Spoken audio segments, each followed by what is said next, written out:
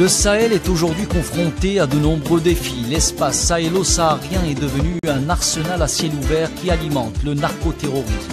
Malgré les crises qui le traversent, le Sahel reste une région extrêmement convoitée. Géopolitique du Sahel est un rendez-vous hebdomadaire dont le but est de mieux comprendre cette région et de cerner les enjeux derrière la rivalité qui oppose les grandes puissances pour son contrôle. L'émission est animée par Leïla Gertal sur Radio Ifriqiya FM. Ifriqiya FM, bonjour, bienvenue à Géopolitique du Sahel. Aujourd'hui, nous allons parler de l'accord qui a été signé en République démocratique du Congo entre les deux pays, le Rwanda et la RDC.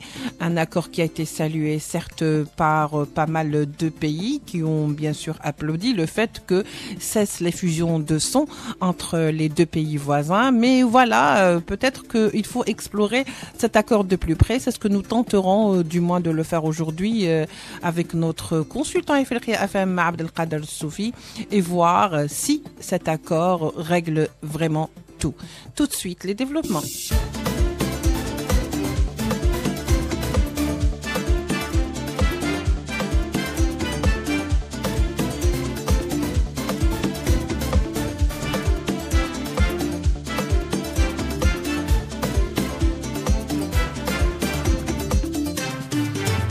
Alors, Abdelkader Soufi, bonjour. Merci d'être avec nous. Je rappelle que vous êtes notre consultant à Ifriqiya FM. Vous êtes également professeur universitaire et analyste des questions internationales. Tout va bien ?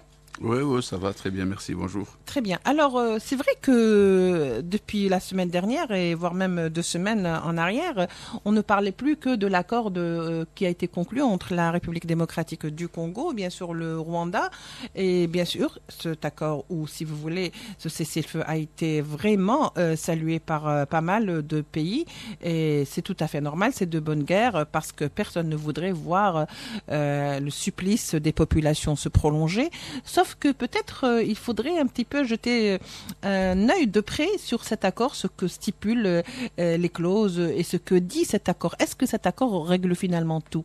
Abdelkader Soufi, pour commencer. Très bien. Il faut dire que nul doute, l'accord RDC-Rwanda 2025 repose sur de très grands enjeux et défis qui auront indéniablement des répercussions régionales directes sur la région. Absolument. Le contexte immédiat se réfère au conflit récurrent dans l'est de la RDC. Aussi, l'accord fait suite à une recrudescence majeure des violences dans l'est de la RDC, particulièrement impliquant le groupe rebelle M23, largement considéré comme soutenu par le Rwanda. La situation humanitaire était catastrophique avec des millions de déplacés. Il faut savoir que le Rwanda, jusqu'à un certain moment, avait refusé de dire qu'elle était partie prenante jusqu'à un certain moment.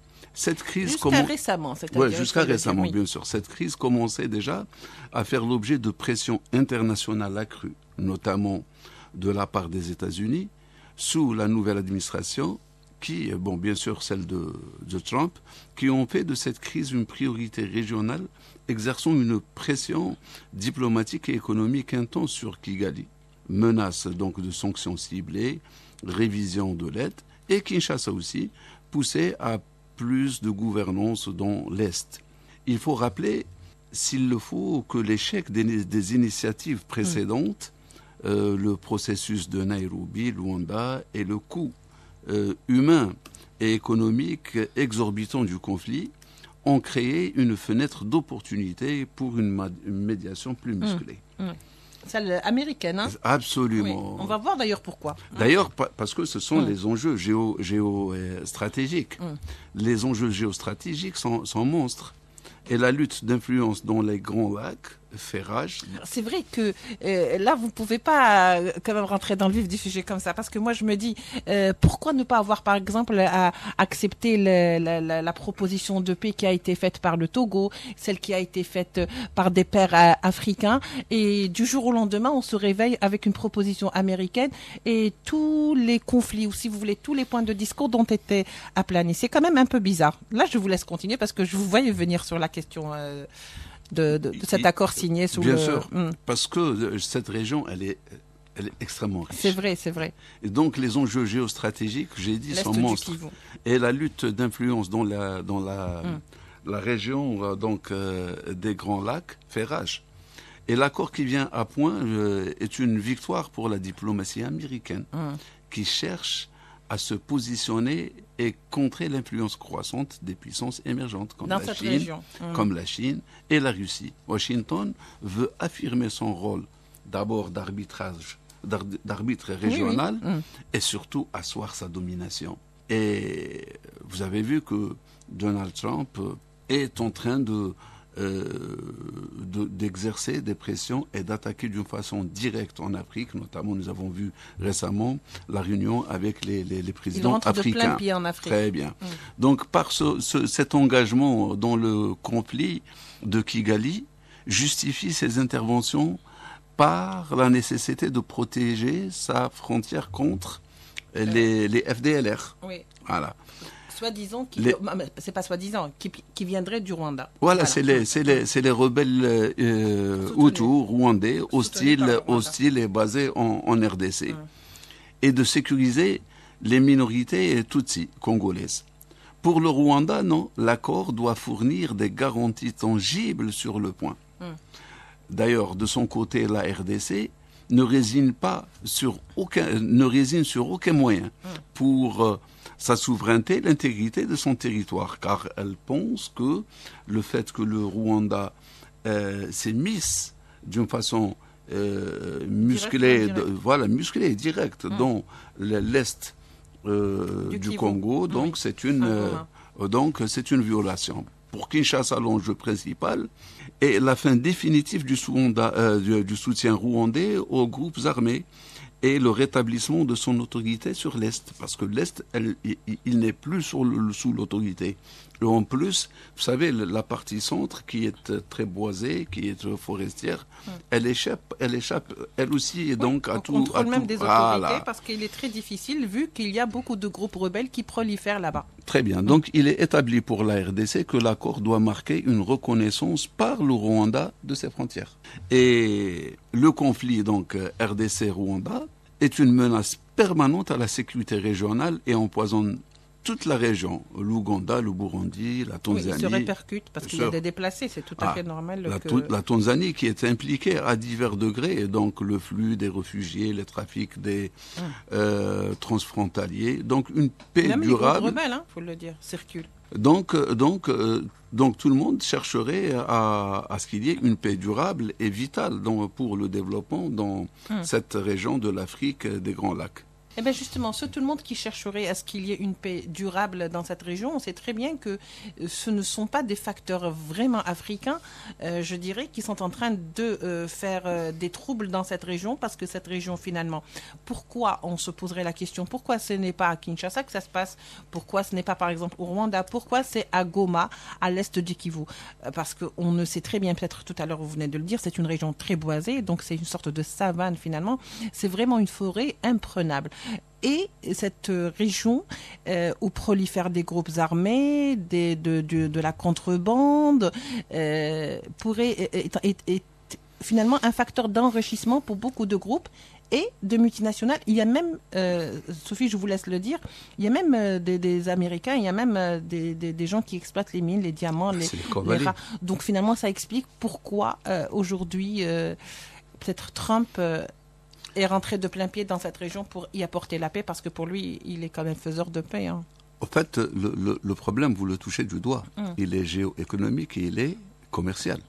Car les plus grandes sociétés américaines de la Silicon Valley s'approvisionnent à partir de cela, sauf que à partir de cette région, sauf que ils le font d'une façon illicite, illégale, car donc les intermédiaires, les groupes rebelles qui vendent aux multinationales, voilà.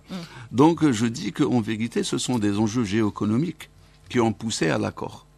Pourquoi ? D'abord, je dois dire, quand on sait que le banditisme qui a pris de forme conflictuelle sur les multinationales, plutôt sert les multinationales occidentales, qui s'enrichissent sur les cadavres des belligérants, en fait les Rwandais et les Congolais. Oui, tout à fait. Donc le contrôle des ressources minières est au centre de la géoéconomie. L'Est de la RDC est extrêmement riche en minerais stratégiques, or, cobalt, coltan, étain et j'en passe. N'oubliez pas les diamants. Bien sûr, le conflit donc alimente et est alimenté par le contrôle de ces ressources et des routes de trafic. L'accord doit inclure justement des mécanismes pour assainir la chaîne d'approvisionnement et partager les bénéfices plus équitablement, potentiellement via des projets communs pour servir les intérêts des... communs sous supervision internationale, c'est-à-dire que sous la supervision américaine. Là, on est donc au lieu de dire que les multinationales américaines ou occidentales s'approvisionnent d'une façon illicite. Donc là, avec cet accord, les multinationales vont s'installer définitivement. D'autant plus qu'il y a un projet de création de ce qu'on appelle une task sécuritaire qui engloberait les puissances, d'abord les armées régions de la région, plus je pense américaine. Cela sous-entend éventuellement la création de bases militaires américaines dans cette région pour asseoir cette... Attendez, j'ai pas fini. Donc, vous me choquez, mais allez-y. Alors il y a aussi l'accès au marché et corridors commerciaux. Pourquoi ça? Parce que le Rwanda est enclavé. Pour accéder au marché et faire du commerce dépend des ports et corridors de la RDC, vers Matadi et de la Tanzanie. Une paix faciliterait les échanges, l'intégration économique régionale, donc de la communauté Afrique de l'Est, EAC. Mais je voulais dire que les Américains qui soutenaient aussi, donc d'une façon maintenant directe, parce qu'il y a des rapports américains qui démontrent que finalement Kigali a servi plutôt d'État vassal pour les États-Unis d'Amérique dans cette région. Et par conséquent, on a plié le bras au Congo. Donc cet accord, le fait qu'ils accepteraient d'abord de partager les ressources avec leurs voisins et sous contrôle international, ça veut dire ce que ça veut dire. Ça veut dire qu'on n'a plus cette souveraineté sur ses propres minerais. Mais pourquoi? Mais parce que ces minerais représenteraient aussi une aubaine pour les sociétés américaines qui sont en conflit avec la Chine et qui s'approvisionnent jusque-là en Chine. Je peux me permettre de dire quelque chose quand même, Abdelkader Sofi.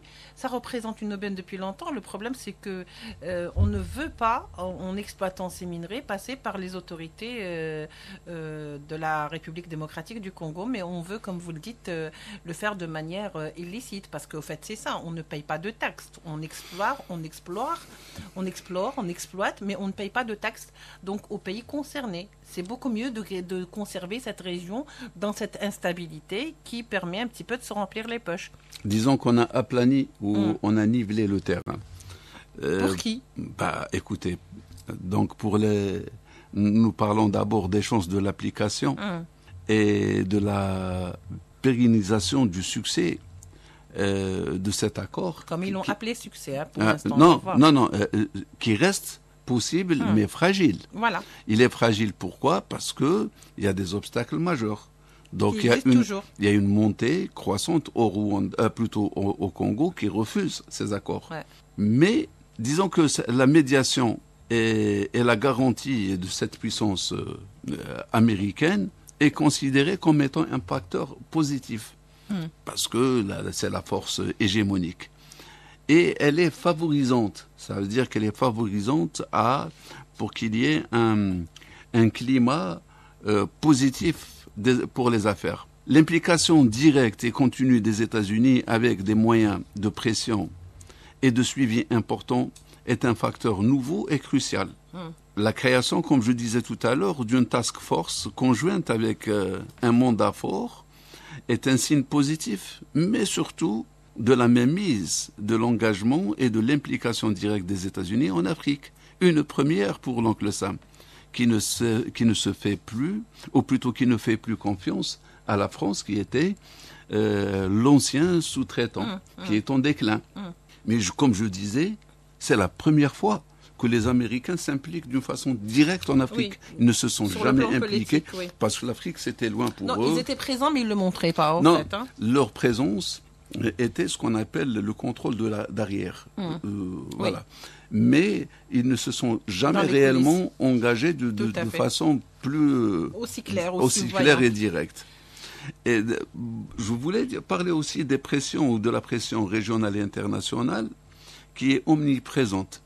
Et la lassitude face au conflit et le soutien donc affiché de l'UA, de l'EAC et de l'ONU crée un environnement favorable. Parce que, rappelez-vous que toutes les médiations auparavant n'ont pas réussi. Oui. Je pense qu'elles n'avaient pas la puissance et la force nécessaires pour imposer une sorte de compromis entre les deux États, parce que ça vient d'en haut. Parce que le Rwanda, à chaque fois, le Rwanda imposait certaines conditions, ne voulait pas vraiment aller vers... Vous avez vu le comportement du président américain avec les chefs d'État africains. Ça explique tout. Donc, je présume que la pression américaine est telle que on oblige contre gré. Donc, voilà. En termes plus direct, on ne peut pas dire non, d'autant plus que j'aimerais juste, parce que vous avez quand même soulevé des aspects assez importants quand même, Adel Soufi, par rapport à cette région du monde et cette région d'Afrique, ce qu'on ne dit pas souvent, ce qu'on n'entend pas souvent, parce qu'on a l'impression que ce sont un petit peu des rebelles sauvages qui se disputent entre eux à coups de machettes et d'armes, mais ce n'est pas du tout la question. C'est une région qui est très stratégique, qui est riche dans le sous-sol est très riche et qui a toujours été dans le collimateur de toutes les multinationales qui cherchent vraiment un gain facile et sans se préoccuper du sort de la population. C'est exactement ce qui explique la présence de sioniste, l'Israélien Dan Gertler, qui est considéré aujourd'hui à Goma comme étant le roi des mines en RDC. Et ça, on ne le dit pas souvent. Écoutez, il faut, quand nous disons il y a le poids des États-Unis d'Amérique en tant que puissance, référence et arbitre, cela veut dire que ça pèse de tout son poids. Maintenant, la présence justement de lobbies, je disais tout à l'heure, de multinationales et de groupes de pression, cela n'a rien à voir d'une façon directe, que ce soit avec les États-Unis ou avec les autres pays. Cependant, cela pourrait exercer des pressions sur les États. Alors, vous savez que les groupes sionistes, notamment, sont là où il y a les minerais... les richesses. Notamment certains minerais rares, les minerais, et l'or, les diamants et j'en passe. Et donc, c'est à travers cela que une pression est exercée sur les deux États, mais aussi, je dirais, aussi impliquerait d'une façon indirecte avec cette pression les États-Unis d'Amérique, que, comme disait Bertrand Badi, et ça c'est important, le centre décisionnel échappe aujourd'hui aux décideurs étatiques, mais sont souvent des parallèles, donc ce sont souvent des groupes de pression externes qui arrivent à orienter les politiques des États et arrivent à tirer gain de cause grâce à l'utilisation de ces puissances-là. Je voulais dire que aussi tout à l'heure que l'application dans une grande avant l'application, vous savez, l'engagement américain, de l'engagement américain dépend cette initiative donc de paix et d'accord. Et la durabilité de l'engagement américain décidera donc et dépendra de la volonté et de la capacité, bien sûr, des États-Unis à maintenir une pression et un engagement constant sur plusieurs années, mais aussi sur les acteurs. Oui. Mais il y a une chose importante. Mais pour cela, il faut dire que de cela, on ressort des probabilités. Si l'application démarre sérieusement, donc dans 6 à 12 mois, donc les 12 premiers mois, avec un retrait véritable des DDR engagés et réduction drastique des violences, les chances de pérennisation montent de 40 à 50%. Sinon, le risque d'effritement rapide et très vite, donc qui est de 70 à 80%. Vous voyez le rapport, ça veut dire on est plus dans un rapport d'effritement que dans un rapport de pérennisation. Mais quand même, on peut dire qu'il y a... On peut espérer. On peut espérer, donc on peut prévoir des scénarios. Des scénarios pour, c'est-à-dire le devenir. Bon, on peut parler d'abord d'un scénario optimiste qui va dans la réduction majeure des violences, fin des grandes offensives du M23 et diminution significative des combats dans les zones concernées. On peut aussi penser à l'amélioration humaine, retour possible de la population, de la vie normale. Des populations, et aussi une désescalade régionale, réduction des tensions directes, et enfin des opportunités pour résoudre d'autres crises. Je dirais aussi, donc cela permettrait un développement économique. Cela étant le scénario optimiste. Le scénario pessimiste, c'est on va pas dire pessimiste. Le pessimiste, donc, c'est l'échec ou l'effritement. C'est qu'il y ait la reprise des combats et escalade. Il y aura des catastrophes humanitaires accrues. Il y aura des déstabilisations régionales amplifiées, donc qui pourraient engager l'Ouganda, le Burundi, en plus, et fragilisation des systèmes et des régimes. Je finis. Donc il y aura un renforcement des acteurs négatifs, notamment les groupes de drogue, les groupes armés, les milices qui utilisent les minerais. Le foyer de corruption. Donc une perte de crédibilité des médiateurs, c'est-à-dire tous les médiateurs, y compris les Américains. Ça, c'est au pire des cas, c'est-à-dire si ça ne marche pas. Donc il y aura un autre scénario qui est le scénario réaliste. C'est qu'on pourrait voir une amélioration relative, mais fragile. On pourrait aussi voir des défis permanents de mise en œuvre. Donc, il y a toujours un problème par rapport à la mise en œuvre de l'accord. Il y aura des dépendances continues à la médiation américaine. On restera toujours dépendant de cette médiation. Il y aura aussi un impact limité sur les autres conflits.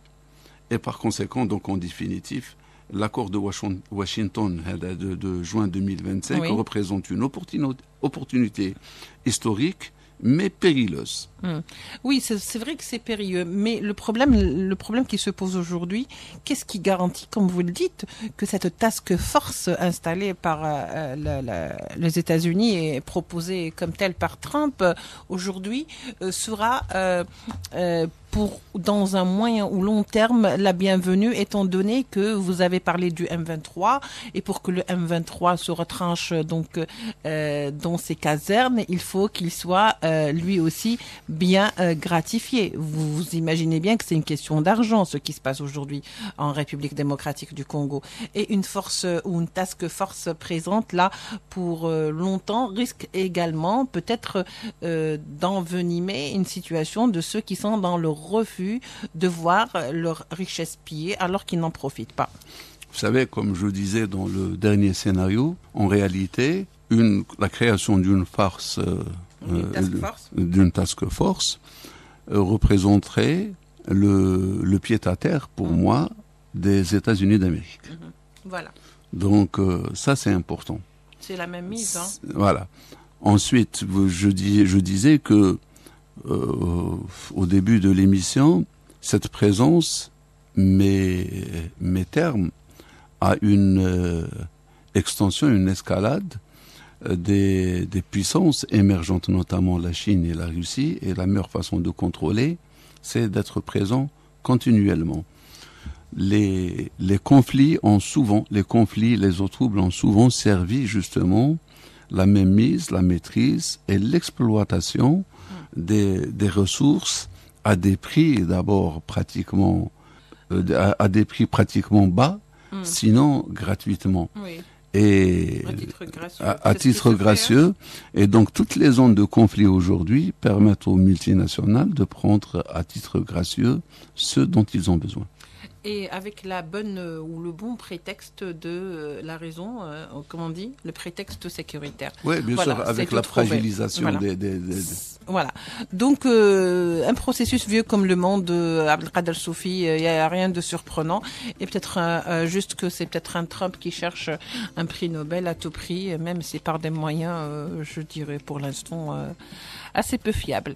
Merci Abdelkader Soufi d'avoir été avec nous pour cet éclairage. Je rappelle que vous êtes notre consultant à Effelria FM, analyste des questions internationales, mais vous êtes également professeur universitaire. Merci à vous de nous avoir suivis cette matinée. On se retrouvera la semaine prochaine pour un nouveau numéro de Géopolitique du Sahel.